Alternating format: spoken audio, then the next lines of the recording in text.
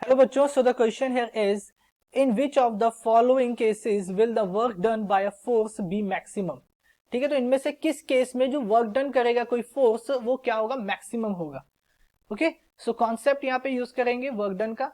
Concept लगा लो यहाँ पे वर्क डन का।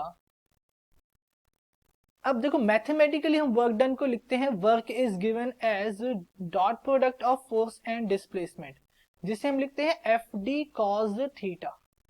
ओके, अब देखो यहाँ पे फोर्स नहीं पता मुझे, डिस्प्लेसमेंट नहीं पता। फॉर इंस्टेंट मान लो ये जो दोनों चीजें मुझे नहीं पता, बट स्टिल मुझे पता करना है कि किस केस में क्या होगा, मेरा वर्क डन मैक्सिमम होगा। तो देखो पहला केस क्या है, ए कहता है when the angle between the direction of force and displacement is zero, and B कह रहा है when the angle between the direction of force and displacement is 90 degree.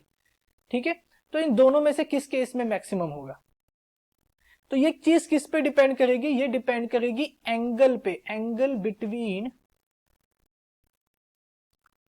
ये किस पे डिपेंड करेगा, it will depend on the value of cos theta, value of cos theta. किसकी value पे depend करेगा, ये कॉस थीटा की वैल्यू पे डिपेंड करेगा। जहां कॉस थीटा मैक्सिमम, जिस केस में कॉस थीटा मेरा क्या होगा, मैक्सिमम होगा, उस केस में वर्क डन भी क्या होगा, मैक्सिमम होगा, एंड वाइस वर्सा। ठीक है, तो पहले केस में बोल रहा है कि दोनों के बीच का एंगल जीरो है। थीटा क्या है, फोर्स और डिस्प्लेसमेंट के बीच का एंगल।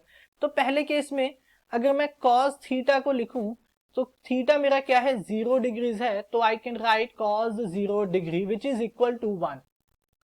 ठीक है, और कॉस के लिए 1 क्या होती है, उसकी मैक्सिमम वैल्यू होती है। ठीक है, कॉस में 1 की, अगर मैं कॉस का ग्राफ देखूं तो 1 क्या होता है, उसका मैक्सिमम वैल्यू होती है, यानी उसकी एम्पलीट्यूड होती है कॉस के ग्राफ में। ठीक है, एंड बी पार्ट में देखो तो बी में क्या कह रहा है कि थीटा क्या है मेरा, इस केस में 90 डिग्रीज है, दोनों के बीच का एंगल क्या है, 90 डिग्री। इट मींस कि कॉस 90 डिग्री हो जाएगा, जो कि इक्वल होता है 0 के, which is the minimum value.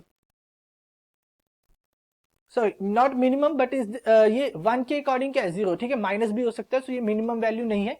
ठीक है, ये 0 के इक्वल हो गया। अब इन दोनों में से बड़ा कौन सा है, 1, और 1 मुझे पता है क्या है, मैक्सिमम वैल्यू होता है कॉस के ग्राफ में। कॉस के केस में, कॉस थीटा के केस में 1 जो होता है that is the maximum value, यानी कि कॉस थीटा की वैल्यू 1 से तो ज्यादा हो ही नहीं सकती। तो मैक्सिमम किस केस में होगा, पहले केस में क्या होगा, मैक्सिमम होगा ये। तो जब दोनों के बीच का एंगल 0 डिग्रीज के इक्वल होगा, इट मींस कि दोनों सेम डायरेक्शन में लगेंगे, फोर्स भी सेम डायरेक्शन में एंड डिस्प्लेसमेंट भी मेरा उसी डायरेक्शन में, उस केस में मेरा वर्क डन क्या होगा, मैक्सिमम होगा। तो मैं लिख देता हूं यहाँ पे कि इस केस में वर्क डन मेरा क्या है, मैक्सिमम है। ओके, तो ये आंसर हो जाएगा। I hope you understand it well, thank you.